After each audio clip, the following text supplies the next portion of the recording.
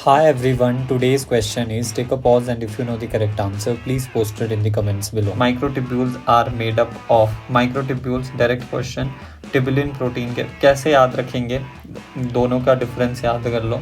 एक है आपके पास माइक्रोफिलामेंट, कंफ्यूज जो होते हैं वो पॉइंट बता देता हूँ मैं, और एक है हमारे पास माइक्रोट्यूब्यूल। तो माइक्रोफिलामेंट जो है, देखो माइक्रोट्यूब्यूल तो याद हो रहा है, ट्यूब्यूल तो ट्यूबुलिन प्रोटीन, बट माइक्रोफिलामेंट में वो एक्टिन एंड मायोसिन दोनों दे देते हैं, तो ए पहले आ रहा है, दैट्स वाई ये एक्टिन प्रोटीन के बने हुए हैं।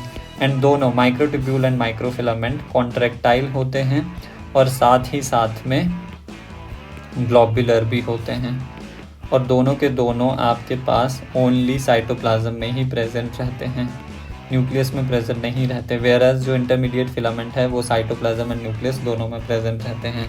The solid linear cytoskeleton element. अब एक चीज़ और याद रखना कि माइक्रोफिलामेंट और ट्यूब कैसी होती है, हॉलो होती है, तो दैट्स वाई माइक्रोट्यूब्यूल हॉलो है। एक्टिन कैसे हो जाएंगे हमारे पास, सॉलिड हो जाएंगे। तो सॉलिड कौन सा है, माइक्रोफिलामेंट है, तो आंसर डायरेक्टली माइक्रोफिलामेंट ही होगा। बट आगे पढ़ लेते हैं। The cytoskeleton having a diameter of 5 to 6 nanometre also.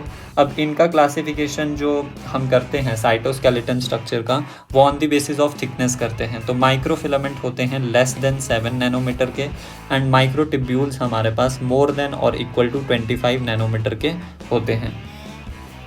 And made up of single type of monomer, वो सिंगल टाइप ऑफ मोनोमर से बने होते हैं। कौन, माइक्रोफिलामेंट की बात कर रहे हैं।